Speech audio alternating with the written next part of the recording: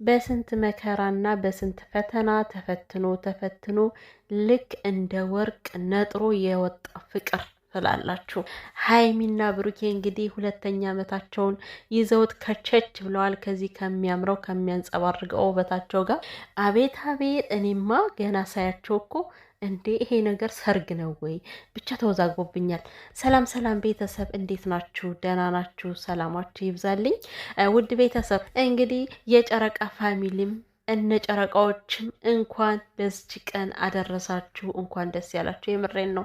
ያው ብዙን ፈተና አልፎ ከዚህ መድረስ ማለት መታደል ነውና የሀይሚና የብሩኬ ፍቅር ደግሞ በጣም በኃይለኛው ቀላል የሚባል አይደለም እኮ የእነሱ ፈተናማ እንደው ከሀገር የተለየ እስከሚመስለኝ ድረስ ይለያል። ሰላም ሲሆኑ ቶሎ ሰላማቸው የሚደፈርሰው ነገር ነው።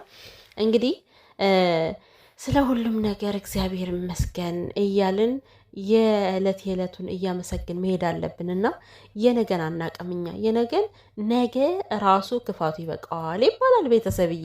ስለዚህ እኛ ማመስገን ያለብን ዛሬ ያለንባትን ቀን ነው። ብቻ በዚህም ማለ በዛ ማለ ሀይሚና ብሩኬ ተፈተኑም አልተፈተኑም ሁሉን ነገር አልፈው ለዚች ለአዲስ ቀን ደግሞ ዛሬ አዲስ ቀን ነች። እንግዲህ ማለት ለነሱ የተገናኙባት ቀን ምንም ያኔ በማን ነበረ የተገናኙት? በሩታ አብርሃምና ሩታ አንድ ለምሳሌ አብርሃም አንድ ቁም ነገር ሰራ ብዬ የምለው ሩታ ለቀለበት ለማድረግ ለነ ሀይሚ ሰበብ ሆኗል በሰዓቱ። ያ ነው ጥሩ ስራ ብዬ ላወራለት የምችለው እንጂ የአብርሽ ነገር ስተውት ከድንጋይ ላይ ውሃ ማፍሰስ ነው። ግን በዛኔ ግን አብርሽ እንደዛ ሩታ ቀለበት ላይ ብሩኬን ባይጠራው ኑሮ የምር ሀይሚና ብሩኬ ግን እጣ ፈንታቸው አንድ ይሆን ነበረ ወይንስ ደግሞ የብሩኬ ፍቅረኛ ሌላ ትሆን ነበር፣ የሀይሚ ፍቅረኛ ሌላ ይሆን ነበር?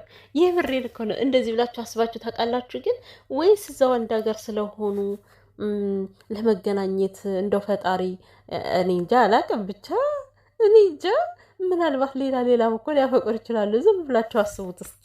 ብቻ ፈጣሪ የሚያገናኘው በሰበብ ነው እና በሰበቡ ሆኖ ሀይሚና ብሩኬ ዛኔ ተገናኝተዋል ማለት ነው። እና ድምቀቶችዬ ሀይሚና ብሩኬ መጀመሪያ ያው ቱቱቱቱ ብያለው እኔ እግዚአብሔርን እጅግ በጣም ነው የምታምሩት። ሀይሚ ደግሞ ማለት ነው እናንተ ቤተሰብ እኔ ማርያምን ሀይሚ እዚህ ጋር የሆነ ጌጣጌጥ ስታደርግ አይቻት አላቅም። አላርጅ ካለብኝ ትላለች እና አሁን ትናንትና ከሙሽ ጋር ስትመጣ ያየሁት ጌጥና ዛሬ ደግሞ በጆሮ ጌጥ ተውባ አልመጣችም? የኔ ቆንጆ ግን እኮ ስታምር ከምር ጆሮ ጌጡ ደግሞ ውበታም እኮ ነው ያደረገሽ እና በጣም ነው የምታምሪው። ቅመሟ ታምራላችሁ። ንጉሱና ንግስቷ ኪንግና ኩን መጥተዋል ማለት ነው። ዋው ውበታችሁ በጣም ነው የሚለየው። እግዚአብሔር ነው በጣም እጅግ በጣም ነው የምታምሩት። ከዛም በላይ ደግሞ ከዚህ ያደረሳችሁ አምላክ እግዚአብሔር ይመስገን። በብዙ ፈተናዎች አልፋችኋል እናውቃለን።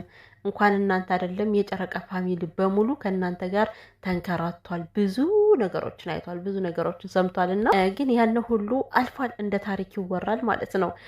ፈተናው አለቀ ሳይሆን ያው እንደነገርኳችሁ ነው እንግዲህ ፈተና አያልቅም። የሰው ልጅ በህይወት እስካለ ድረስ ፈተና አያልቅም። ግን ኑሯችን እንደምንኖረው ፈተናችንም እንደዛ እየኖርን እናልፈዋለን ማለት ነው። እና እንግዲህ ብሩክ አለማየሁ ያው ሰሞኑን ሲሰራ የነበረው ፕራንክ እንደሆነ የታወቀ ነው። ፕራንክ ነው ብለናል እኮ የዛን ቀን እኔ ሀብትሽ እንደዛ ከሀይሚ ላይ ሲገላበጥባት ማለት ነው ነገሩን እንዳወቀው ገብቶኛል። ማርያምን ነው የምላችሁ ገብቶኛል። አውቆ ለማስመሰል ነበር እንደዛ ሲላት የነበረው ማለት አንቺ ዋሸሽው ነገር አለ የደበቅሽው ነገር አለ ሲላት የነበር አውቆ ድብና አድርጎ። ምክንያቱም እሱ ኦልሬዲ እኮ ያየው ነገር ነው። ፕራንኩን አይቶታል፣ ያሰራችውን ቪዲዮ አይቶታል። እና እንግዲህ ተማክረው በጣም አጨልለዋት ነበረ ሀይሚን። ግን አንድ ነገር እኔ ሳልዋሽ የምናገረው ማለት ነው ማርያምን ከኢትዮጵያ ዩቲዩበሮች ማለት ነው እኔ እናቴ ትሙት ነው የምላችሁ ፕራንክ ነው ሲባል ትዕግስት ያለው ሰው ቢኖር ብሩኬ ነው። ከምሬ አሁን ይሄንን እንደዚህ ችክክ ያለው ፕራንክ ሊሰራ ስለፈለገ ተገልብጦ ወደ እሷ ሊመጣ ስለፈለገ እንጂ ሁልጊዜም ስታዩት ፕራንክ ነው ከተባለ በኋላ ከፊቱ ላይ የምታየው ሳቅ ነው እኮ። የተወሰነች ጊዜ ቆጣ ቆጣ ይላል፣ ከዛ በኋላ ግን ይረሳዋል ማለት ነው።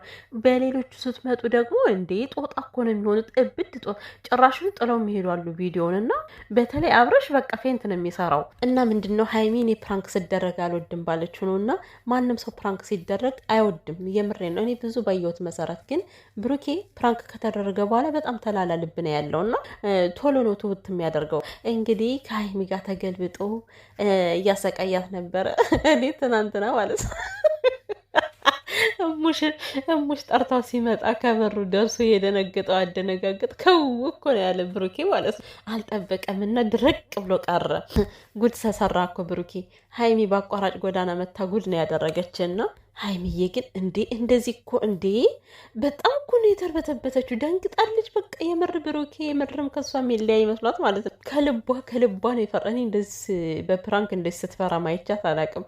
የሆኑ ግን በጣም ነው ያስፈራት። ማርያምን ስሜቷ ይናገራል፣ ፊቷ ይናገር ነበር። እና ለማንኛውም እንግዲህ ቅመም ያው ፕራንክ ነው የተደረግሽው። ከአንቺ ቀድሞ እኮ ተመልካች አውቋል። እንዴት ነው ግን አንቺ ፕራንክ ነው ብለሽ አላሰብሽው? እንዴት ነው ከምሩ ይሆናል ብለሽ አስበሽ በቃ መለየት ካለብን በእናት ፊት ንገረኝ፣ በእናት ፊት ንገረኝ እያለችው ነበር። እና እንደዚህ የሚባል ነገር የለም እናቴ። ግን አንድ መማር ያለብሽ ነገር ሀይሚዬ ማለት ነው፣ ያው ብዙ ጊዜ ብሩኬን አላምነውም እንደምትይ ግልጽ ነው።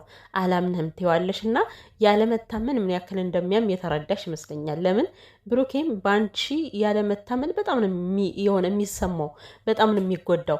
ልክ ብሩኬ አንቺን አላምንም ብሎሽ እንደተጎዳሽው ማለት ነው። እና አንዳንዴ ያው እርስ በርሳችሁ የምትማማሩት ነገር በጣም አሪፍ ነው። ትምህርት ትወስዱበታላችሁ ብዬ አስባለሁኝ። እና እሱ በግልጽ ነግሮሻል እንግዲህ ያለመታመን ምን ያክል እንደሚያም ብሏል። በነገራችን ላይ ከምንም ነገር በላይ የሚቀድመው እምነት ነው ለሰው ልጅ። የሆነ ነገር መንገድም ስትሄዱ ጧትም ስትነሱ እኮ ይሄን ነገር አድርጋለሁ ብላችሁ አምናችሁን አይደለም? ስለዚህ እምነት ከምንም እና ከማንም በላይ ነው። ከእምነት በኋላ ፍቅር ይመጣል። ምንም ነገር ማድረግ ይቻላል። የሰው ልጅ አምኖ ነው መጀመሪያ ያለበት እላችኋለሁ። እና እንግዲህ ብሩክ አለማየሁ ፕራንክ አድርጓል።